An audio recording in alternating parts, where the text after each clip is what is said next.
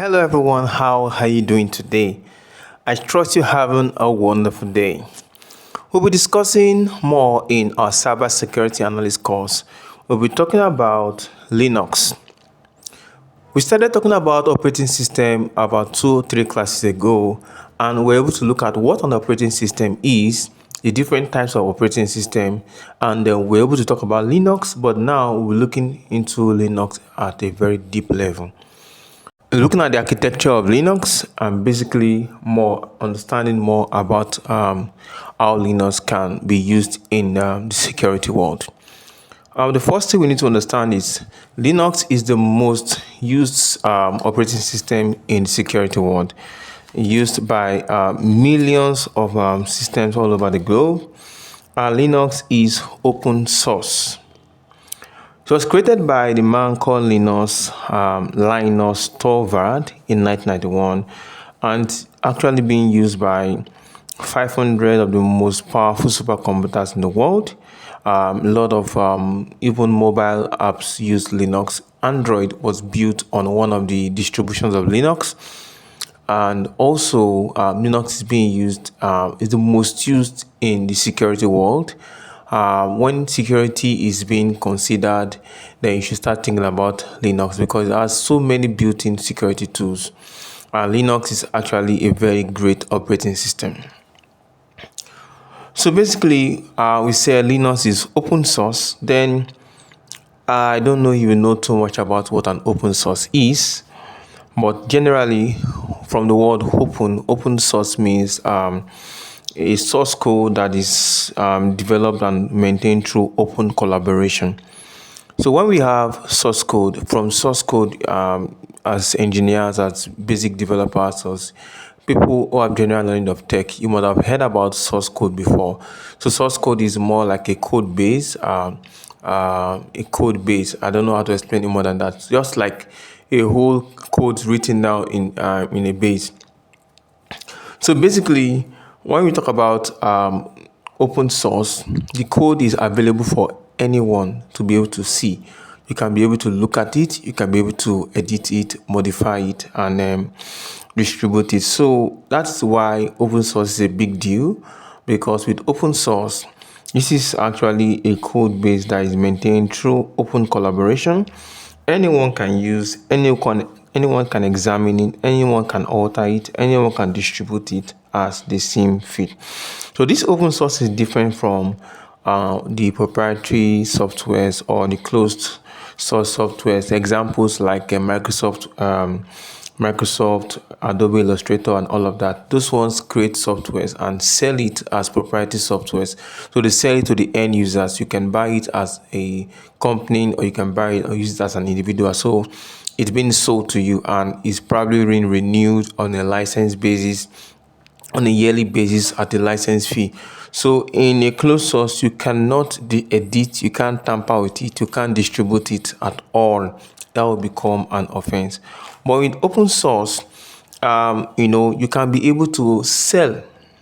You can edit it and sell it. Yes, you are given the license to edit, you are given the license to distribute and redistribute and even sell it. You can modify it to your own. Just like Android was modified on one of the distributions of Linux, and Android is now a closed source. So Android, that's why they call it partially open source anyway, because it was actually made from an open source, but some of the core features are not from open source, so they use a part of open source to make Android.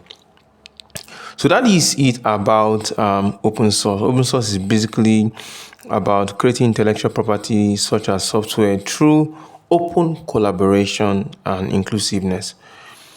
So let's get back straight into Linux and see how it is being used in the security world. For you as a user, there is a system at which you can interact with your Linux operating system. So let's look at it this way. As a user, you can send a request, but how does the request, what's the architecture of Linux really? What's the architecture? How does information flow from the user down to the application, down, and the flow to and fro of information. How does it work in Linux? So let's talk about it a little bit. Now, when you actually, for a request to happen, request starts with the user, obviously you. You are the one that sends a request through the application. Then once you send the request through the application, what happens is the request will flow through the application, then it will flow to the Linux shell. Then from the Linux shell, it will go down to the file system, and that's the file system hierarchy standard. That's FASHS.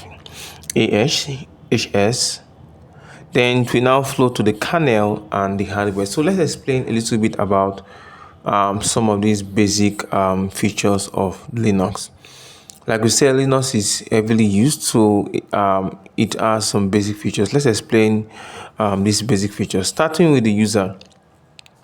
The user is the person that is interacting with the computer. Basically, they initiate and manage computer tasks. So with Linux, you can be able to use, there could be multiple users at the same time working on the operating system. Now, let's talk about the application. Application is a program that performs a specific task. So the word application and programs are always interchanged. When it comes to applications, you are used to maybe a Windows where you get a system. You see there's some pre-installed applications, or probably even your phone, Android. Once you open your system, your laptop, your phone rather, you can see some pre-installed applications on your phone. Things like calculator, even some Google softwares are pre-installed, like emails and all of that. They are pre-installed, but originally things like calculator, sound recorder, all of these things are pre-installed softwares. Then you can now decide to add or install as much software as you can. So applications can be pre-installed or can be the ones you can install from maybe if it's in phone, Google Play Store, as for Android, then the iOS store, and generally different stores. So I believe you can understand that. But for Linux comes with what they call a package manager. And the package manager is the one that is used to install Linux applications. So Linux has a whole lot of applications that is installed with it. Then you can use the package manager to be able to install, manage, remove, or remove applications or packages. So that is how it works with Linux. Let's talk about the shell. The shell is the command line interpreter. When you are interacting with Linux, you probably type commands on what they call the command. You see the shell.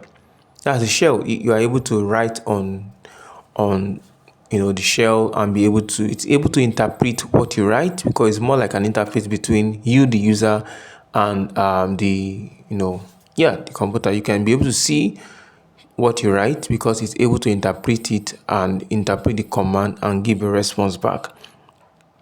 So shell, it allows users to give commands to the kernel and receive responses from it. So you can think of the kernel or the shell as a translator between you and the computer. So what the shell does is that it translates the commands you enter so that the computer can perform the task that you want. Let's talk about the file system. Yes, the file system in Linux. In Linux, there is an organization of file, which is the directory, and which is stored in the operating system. So a directory is more like a file that organizes different files. Different files are stored inside the directory, and the directory sometimes can be called the folders. So the file system or file system hierarchy defines how directories or directory contents or other storage is organized in the operating system, and we'll look more into that as we move on in the class. The next we look at is the kernel. Kernel is so important to Linux, very important. Why? Because kernel is the core of the Linux. It is one of the most important components of Linux, and it's a component of Linux that manages processes and memory. It communicates with the applications to route commands. Linux kernel is unique to Linux OS and is critical for allocating resources into the system. Remember when we were talking about OS in the first place, we said OS is the interface between the user and the hardware. And with the OS is doing the job of resource allocation. Also does the job of telling the hardware what to do. Also sending information to the specific portion of the hardware where the information is going to be used, or to the memory and all of that. Same thing with the kernel. Kernel is very unique because it's the one that is doing the job of allocating resources, managing the memory. It controls the functions of the hardware and can help to get tasks to be done efficiently. Now the hardware. The physical part that we can see, we can touch, and it's easy to understand what the hardware is. Basically, we have the hardwares like CPUs, the hard drives, and all of that.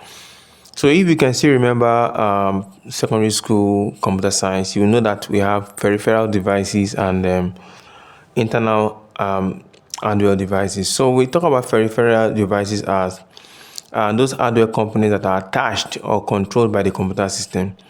These are not core components needed to run the device. This is just like the word when you have in biology, we have peripheral, peripheral, even in English language, peripheral. So it's not like these are things that can be removed easily or added very easily.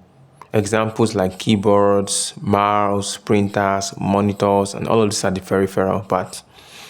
The internal hardware part is the one that is more like the circuit board. These are hardware, but they are internal. Circuit board. We also have the motherboard. Then the CPU also is a main processor, which is to perform general computing tasks on the computer. CPU executes instructions provided by the programs and enables them to run very easily. Let's talk about the random access memory, RAM. So you must have heard about RAM very well. So what is RAM? RAM is the hardware component that is for short-term memory. Short-term. So it's more like anytime you perform a task, the task is actually like, for example, let's say you are writing a report on your computer. The data that you need to write that report is stored in the RAM. And after you are done writing the report and close the program, the RAM has deleted that immediately. And once you switch off the laptop or stuff like that, turn off the computer, that information is lost. So what happens is the information, if it's to be stored, is sent to the hard drive. Because the hard drive is that hardware component that is used for long-term memory. So with the hard drive, you can be able to store information for later. Information on the hard drive can be accessed even after you turn off the computer, because the hard drive is used to store information for a very long period of time. That's why when a system is bad, you can still take the hard drive out and be able to see basic things that you have stored in the computer's memory. So the hard drive is able to keep all of these basic things. So these are little things that we are going to be familiar with as we move on along. Never forget, Linux is the most used operating system in the security world. It's used for many reasons. It's got a lot of built-in security features. In next class, we'll talk about Linux distributions. There are a lot of Linux distributions, and you will see that Linux has a whole lot of pre-installed softwares or that can be used for security. That's why they will tell you that Linux users will always tell you that they hardly get hacked by all this random hacking that happens on Windows and all of that. Why? Because Linux has a lot of built-in softwares for security, a lot of them. So why things like ransomware and all those kind of attacks are rare on Linux system. Not like they don't happen, but they are very rare because the way Linux actually is built. And remember, Linux is open source.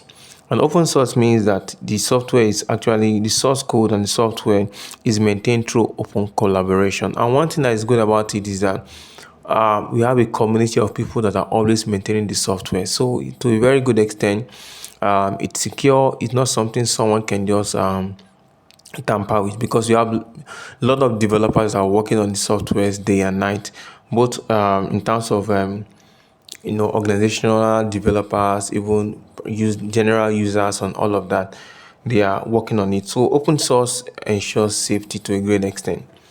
Now, if you can still remember WordPress, you know that WordPress is open source. So one of the main advantages of open source is that it can be distributed very fast, and then the core software itself is secure. So just like you have WordPress core is actually secure. What is not secure is things that are built on WordPress, like the plugins and all of the basic other softwares that are built on it. So templates and all those things that are built by individuals might not be secure, but the core itself is secure because of a lot of developers are looking at it and watching it and working on it day after day. So Linux core is very secure. Like we also talk about the fact that Linux has a whole process for architecture, and that's in the sense that when a program is starting off, it always starts with the user, and the user actually sends the information down through the application, and after the application has the task, a command has been given, then the shell, talk about the shell is command line interpreter, is able to everything you enter into the shell is text based, so the shell can allow users to give commands to the kernel and receive responses from it. So the shell is a command line interpreter. It helps to translate every command that you write. We looked at FHS, file system hierarchy. There's an hierarchy of files in Linux. You'll get used to it as you continually work with it. So these files are saved in a directory, or what we call folders, if you are used to that word. Then we talk about the kernel. This is the most important part of Linux. That manages processes and memory. It helps to allocate resources into the system. We talk about hardware, physical part of the computer, then basically internal and peripheral hardware. So this is the much we'll take in this class. Next class, we'll keep talking about Linux, and we'll talk about Linux distribution. So just a tip, Linux has over 600 distributions. So a distribution is more like something that is modified from the real Linux, so modified for particular purposes. And that's why if you want to use Linux, you can download any of the distributions. So we'll talk about the popular distributions. There are lots of distributions in Linux, and these distributions you download the one that you particularly need for your own work. Each of them have different softwares predefined, and they have different advantages and different use cases. So that's the much we'll take into this class. Join me for the next class. Thank you.